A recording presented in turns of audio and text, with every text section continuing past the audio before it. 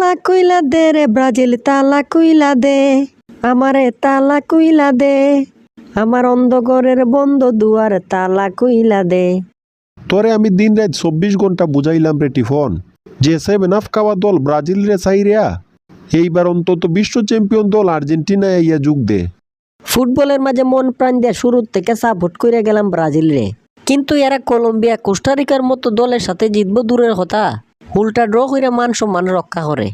এইদিকে মায়ের দোয়া ক্রিকেট টিম রে সাপোর্ট করলেও পাই বেদনা। আমার কথাটা শুনলে কি আর তোর আজকে এই দিন দেখা লাগতো? 2022 সালের পর থেকে এখন পর্যন্ত আর্জেন্টিনার কোনো আর নাই। ফুটবল খেলায় আর হারে হয় এইটা তো আর্জেন্টিনার ভক্ত সমর্থকরা একরকম বুঝলই গেছে। এখনো সময় আছে, তাড়াতাড়ি হইলাম আর্জেন্টিনাতে ইয়া যোগদান কর। আরে ব্রাজিল রে কি আপনি যেই সেই দল পাইছেন, এখন হয়তো বা আমরার দলের একটু খারাপ সময় যাইতাছে, কিন্তু এইরকম সময় তো আর সব সময় থাকতো না। আপনার কেমনে মনে হইলো আমি 5বারের বিশ্ব চ্যাম্পিয়ন একটা দল রে চাইরিয়া আর্জেন্টিনার মতো দলে যোগদান করমু? হায় রে শতানের বাচ্চা টিফন, তোমরা দাদাদের ছিল অনেক আর বাবাদের ছিল অল্প, কিন্তু এখন যারা তোরা ব্রাজিল ফ্যান এরার আছে খালি গাল ভরা গল্প। আপনার কাছে কোন যুক্তিতে মনে হয় যে ব্রাজিল চাইরে আমার আর্জেন্টিনাতে আইয়া যোগদান করা উচিত? এখনো সবচাইতে বেশিবার বিশ্বকাপ আমরার ব্রাজিলেই নিছে, আমরার আশেপাশে কোনো দলই নাই।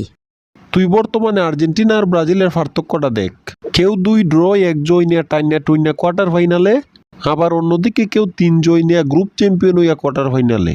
আর্জেন্টিনা আর ব্রাজিলের পার্থক্য তো এই জায়গার মাঝেও স্পষ্ট। আরে কলম্বিয়ার সাথে খেলাটা তো আমরা রেফারির কারণে হারছি, খেলাটা অন্তত আরো 2-3 মিনিট খেলানোর পরে শেষ দেওয়া যাইতো, কিন্তু ব্রাজিলে গোল দিয়ে দিব ভাইবিয়া রেফারি 2 মিনিট আগেও বাসিতে ফু দিয়ে দিছে।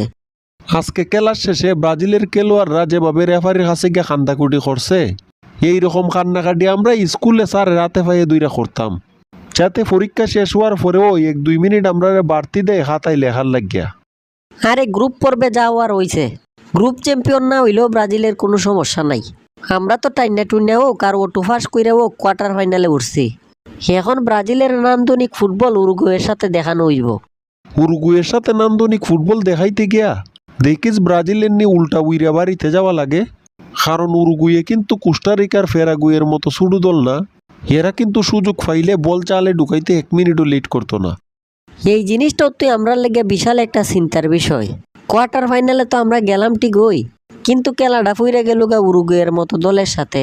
এইদিকে আবার এত বড় একটা খেলায় ভিনিসিয়াস জুনিয়র খেলতো না। এইসব বাহানা খুঁজা কোনো লাভ নাই, এইটা হইল ফুটবল 11 জনের খেলা। মেসিরে ছাড়াও এখন আর্জেন্টিনায় খেলা জিতে, ও মুখ খেলবো তো মুখ খেলতো না, এইসব বাহানা দিয়া কোনো লাভ নাই।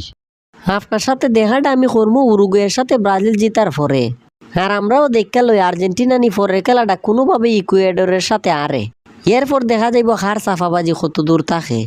হা হা হা হা হা, জায়গা থেকে এইসব স্বপ্ন মন বইরা দেখতে থাক।